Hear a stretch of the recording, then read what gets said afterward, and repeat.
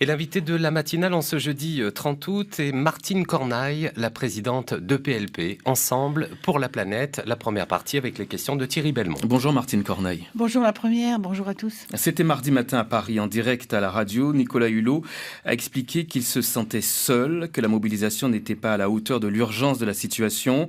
Le ministre de l'écologie a quitté le gouvernement. C'est un aveu d'échec ? C'est un aveu de désespoir, d'échec aussi, même si son bilan est a posteriori mis en avant. Je pense que 15 mois, c'est même pas des couleuvres qu'il avait, ils sont des anacondas. Il y a une ministre qui l'avait déjà dit, enfin une ancienne ministre. Qui avait parlé de boa constructeur, nous c'est anaconda, voilà, il arrive un moment où s'il veut garder un tant soit peu d'estime de soi on va dire continuer à être crédible, il fallait qu'il se démette. Et il était temps. Je vous rappelle quand même, Thierry, quelque chose d'important. Il est au gouvernement depuis 15 mois, il avale des couleurs depuis 15 mois, mais on va dire que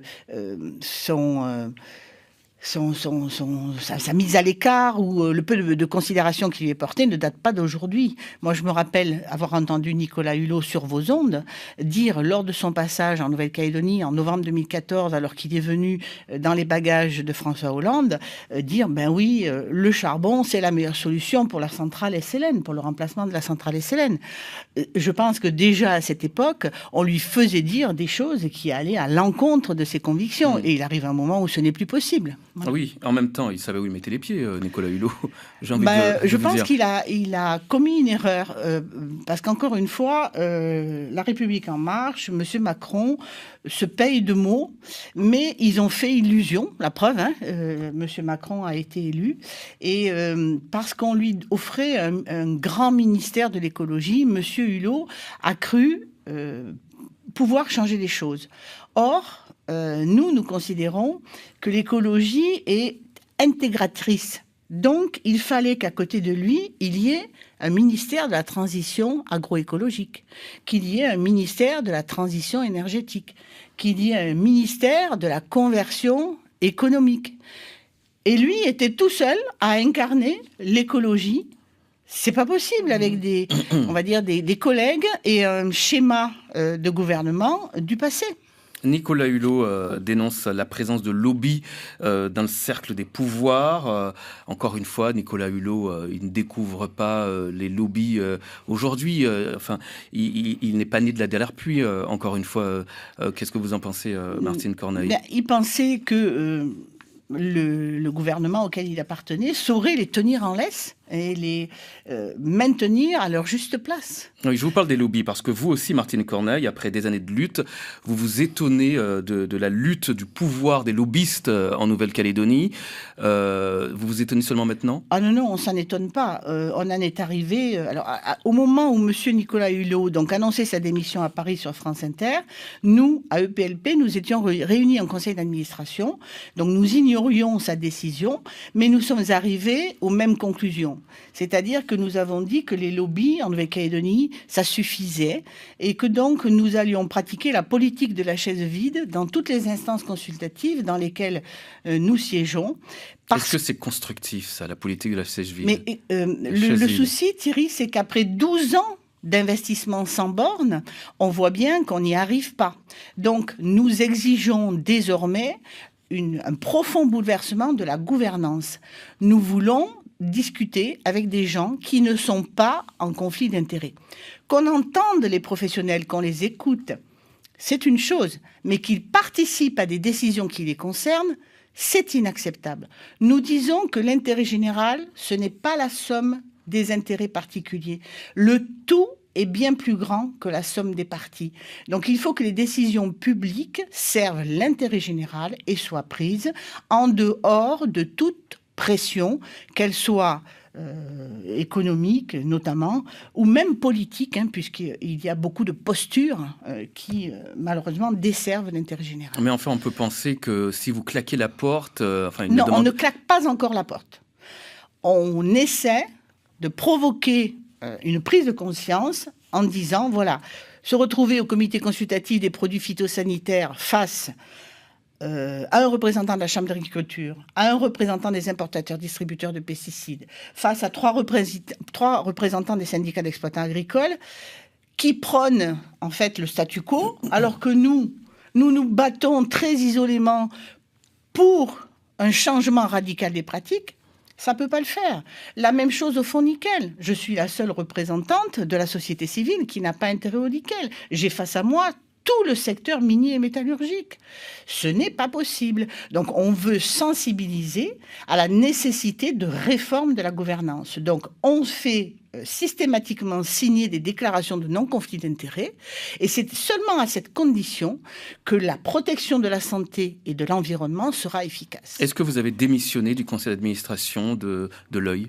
Alors voilà, ça a commencé là avec quelque chose de très fort quand même. Ce sont des gens administrateurs de l'Œil. Parce qu'on rappelle que vous aviez été écarté de cette présidence. Oui, j'ai été révoqué. Je ne dis pas la violence. Ça vous a laissé un goût amer. Absolument, puisque j'étais l'une des rares légitimes à siéger à ce conseil d'administration, et ce sont des gens en conflit d'intérêts qui m'en ont évincé. Donc il y a bien un souci profond. Alors il existe, on le voit en métropole, mais en Nouvelle-Calédonie, il est carrément institutionnalisé.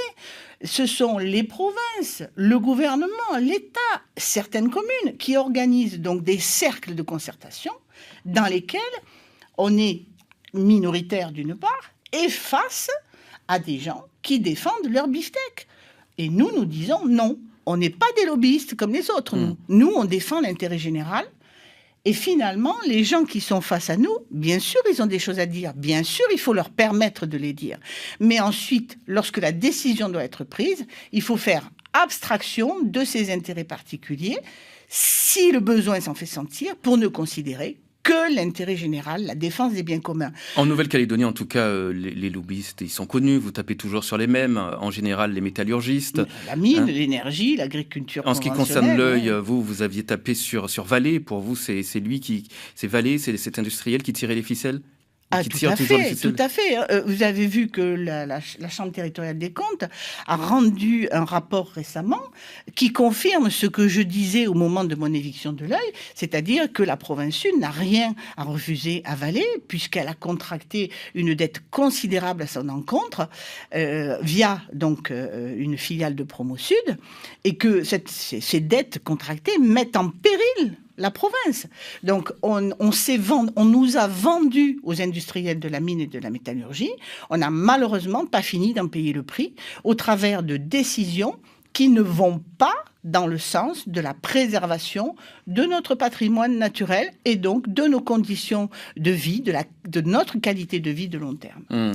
En même temps, vous dénoncez que le comité consultatif coutumier environnemental, pour toujours parler de l'Œil, est financé par Vallée.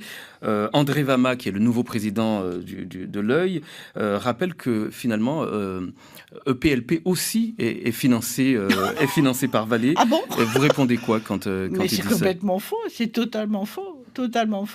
Nous, on vit de quelques subsides publics. Je veux quand même indiquer que sur 3 ans, les subventions du gouvernement et de la province ont baissé de 60%. Il n'y a pas que la culture qui est touchée, nous aussi on l'est violemment. Et puis bien sûr du produit des cotisations payées par nos membres et des dons de nos adhérents ou de nos sympathisants. Vous avez dit un mot important tout à l'heure quand on discutait en coulisses. Vous avez dit que vous avez le sentiment d'être utilisé, Martine Cornaille, de servir de caution. Nicolas Hulot, quand il a eu ce sentiment de servir de caution écologiste, il est parti. Vous pensez, vous aussi, un jour à quitter... Tout à fait. Alors... il n'y a pas que moi qui ai le sentiment d'être utilisé. En fait, depuis la Charte constitutionnelle de l'environnement, il y a un cadre juridique qui impose à toutes les autorités de concerter, de faire participer le public, et notamment les associations de protection de l'environnement, aux décisions qui ont des impacts environnementaux. Donc c'est une obligation. Mais, comme je vous l'ai expliqué, on est dans le respect du formalisme. On n'est pas dans la prise en compte effective de nos préoccupations. Donc ça dure depuis 12 ans pour ce qui me concerne, comme pour ce qui concerne le PLP. Donc nos bénévoles sont fatigués, puisque quelque part, ils servent de caution, on respecte la forme, mais on s'assoit sur toutes leurs remarques. Le dernier cas emblématique que nous avons eu à connaître concerne le comité de gestion du parc naturel de la mer de Corail. Je vous arrête, Martine Corneille. Oui. On continue à en parler tout à l'heure parce que le temps passe vite. On se retrouve à 7h06. Thierry Bellemont. Martine Nollet, un petit peu comme Nicolas Hulot, vous en avez assez du pouvoir des lobbies dans le cercle des pouvoirs en Nouvelle-Calédonie. Et donc c'est pour cela que vous avez décidé dans votre conseil d'administration de mardi soir de pratiquer finalement la politique de la chaise vide. Expliquez-nous pourquoi. Mais justement parce que les lobbies, on considère, nous, que les lobbies n'ont pas leur place dans les instances consultatives ou décisionnaires auxquelles nous participons.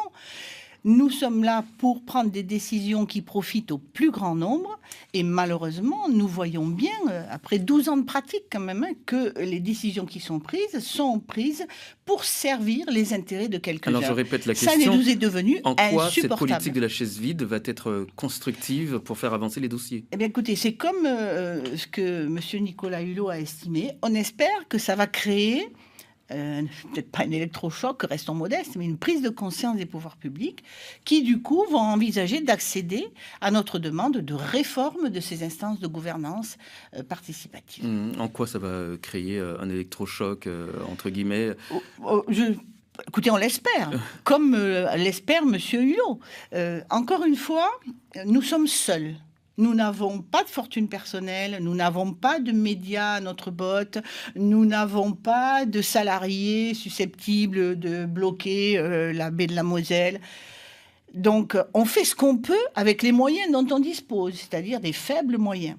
On a alerté souvent, on a encore, je vous le disais tout à l'heure, au comité de gestion du parc naturel de la mer de Corail, on va dire, pris conscience de notre inutilité. On a produit une lettre ouverte avec des arguments très forts. Aucun d'eux n'a été discuté au comité de gestion. À quoi sert toute cette énergie, tout ce temps consacré à la défense de notre patrimoine? Et donc, parce que vous avez l'impression aujourd'hui que vos dossiers n'avancent pas, vous baissez les bras, Martine Corneille, vous avez l'intention, par exemple, de passer la main au sein de PLP? Tout à fait. Je ne serai plus présidente de PLP en 2019. Je l'ai annoncé donc à mon conseil d'administration de mardi soir. Et qui pourrait prendre la suite de Martine Corneille? On verra. On verra. De toute façon, on a une obligation de durée puisqu'on a engagé de très nombreux contentieux. Et comme la justice s'inscrit dans le temps long, il faudra que PLP survive au départ de Martine Corneille. Dans la région aussi, hein, il y a un autre ministre qui a démissionné, qui a été poussé à la démission pour des raisons environnementales. C'est le Premier ministre australien, Malcolm Turnbull. Le 24 août dernier, il avait été contraint de renoncer à inscrire dans la loi l'objectif de l'Australie en matière d'émissions de gaz à effet de serre, etc., faute de soutien. Partout dans le monde, vous avez cette impression aussi, Martine Corneille, que l'environnement est un sujet politiquement toxique? Absolument, qui nuit aux politiciens, excusez-moi, je dis bien politiciens, et qui du coup s'assoit sur toutes ces préoccupations, quoi. Donc moi j'envisage d'aller demander le soutien des Calédoniens et de changer de terrain. Comment Devinez. Voilà. Dites-moi. Des élections se profilent en 2019. Je vais voir ce que l'écologie pèse en Nouvelle-Calédonie. Donc vous engagez en politique? J'en ai très envie. Et là, de deux choses l'une. Soit nous serons élus, et donc nous aurons une légitimité forte, plus forte que la légitimité associative, puisqu'on voit bien qu'on pèse rien. Soit je ne serai pas élu, et à ce moment-là, j'aurai toutes les bonnes raisons de rester à cultiver mon jardin. Créer un groupe politique ou vous associer à quelqu'un? Tout à fait. Non. Un groupe politique indépendant pour que vive l'écologie. Puisqu'on voit bien que les partis traditionnels calédoniens, comme les autres en métropole, ne font de l'écologie qu'un faire-valoir. Nous, on veut des actions fortes. On veut un changement de paradigme. Et comme Nicolas Hulot, on en a marre de la politique des petits pas. On n'a plus le temps. L'urgence absolue est déclarée. Finalement, les seuls qui peuvent changer les choses, c'est les citoyens. Quand ils se rendent aux urnes. Voilà, c'est pour ça qu'on va essayer. Et puis, on verra bien. On va partir au standard, si vous le voulez bien, Martine Corneille. On retrouve Roselyne. Il est 7h11. Bonjour Roselyne. Bonjour Martine Cornaille. Bonjour. Puis, alors, je voulais vous féliciter pour tout ce que vous faites pour la Calédonie.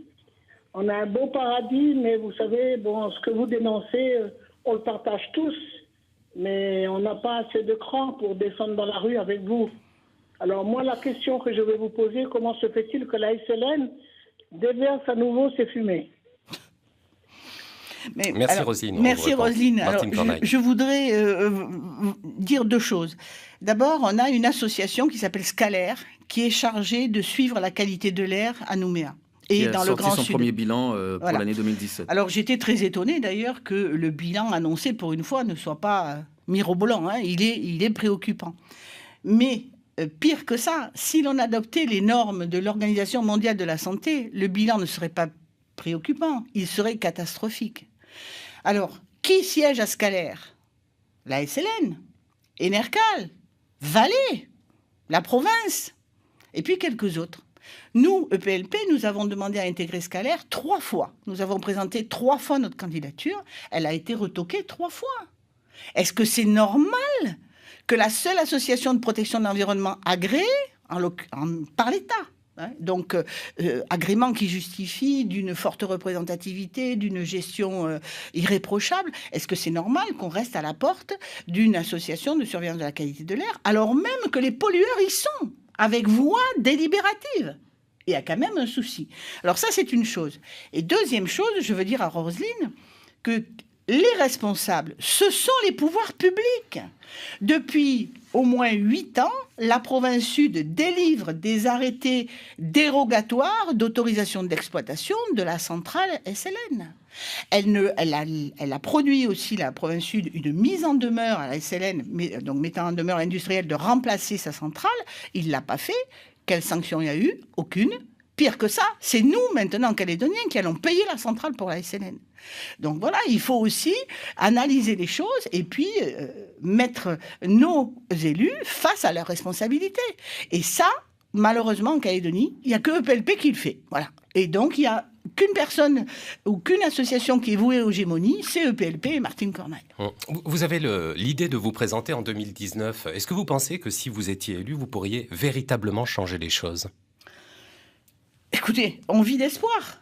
Si je n'ai plus d'espoir, je prends un flingot et puis voilà, je disparais, quoi. J'ai encore ça à essayer. Je vais le faire et puis j'en tirerai, je vous le dis, toutes les conséquences. On part au standard avec Joseph. Bonjour Joseph. Oui, bonjour à tout le monde. Bonjour Madame Cornaille. Bonjour. Je vous écoute depuis tout à l'heure et je vous rejoins. Vous dites là, je suis tout à fait d'accord avec vous.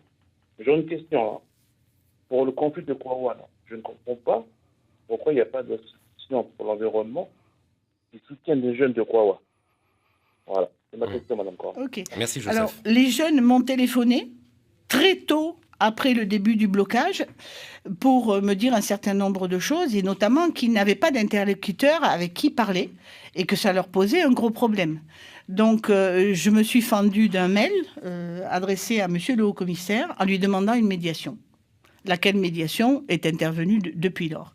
J'avais demandé d'ailleurs à Monsieur le Haut-Commissaire une médiation pour 2 raisons. D'abord parce qu'il est responsable de l'ordre public et ensuite parce qu'il est actionnaire des Ramettes et SLN et que donc il a une part de responsabilité en tant que représentant de l'État dans les pratiques de la société minière. Alors, j'ai fait aussi pour eux, à leur demande, un certain nombre de recherches juridiques dont je leur ai communiqué les résultats. Donc, je veux dire que nous leur avons donné toujours les mêmes conseils que nous donnons systématiquement parce qu'on est régulièrement sollicité par des groupes de jeunes de Lilloin, de IAT, maintenant de Kwawa, qui nous disent tous la même chose. On n'est pas informés. On ne tient pas compte de notre avenir, les coutumiers donnent des autorisations sans nous en parler, etc. Donc, on voit bien qu'il y a un problème. Là encore, j'incrimine les collectivités, et notamment les provinces qui délivrent les autorisations minières. Il y a un problème avec l'organisation des enquêtes publiques.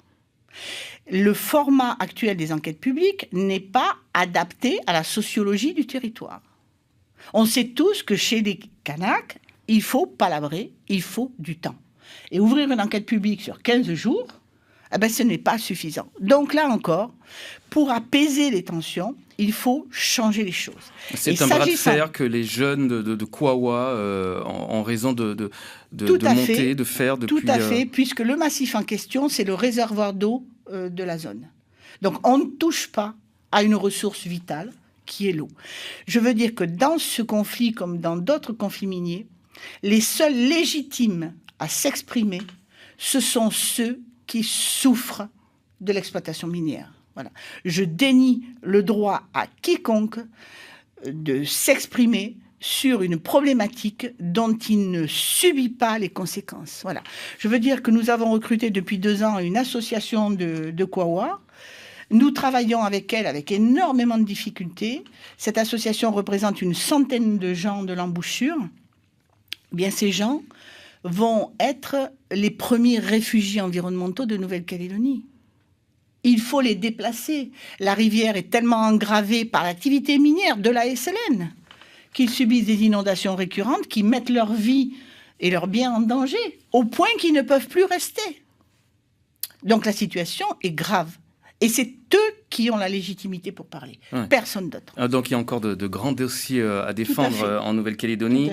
Nicolas Hulot a dit que c'est une accumulation de déceptions et c'est surtout parce qu'il n'y croit plus qu'il s'en va.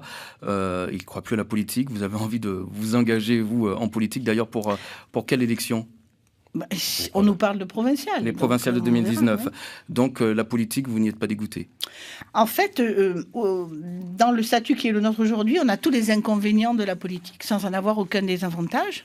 Donc on aura une légitimité qui nous permettra de nous exprimer dans un certain nombre de tribunes, où on espère avoir une audience. Et puis surtout, la question, c'est celle de la légitimité.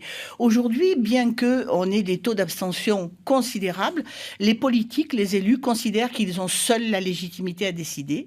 Eh bien, on va donc aller sur leur terrain pour essayer de se mettre à leur niveau, quoi. Voilà. Merci Martine Corneille. Merci à vous. Merci Martine Corneille.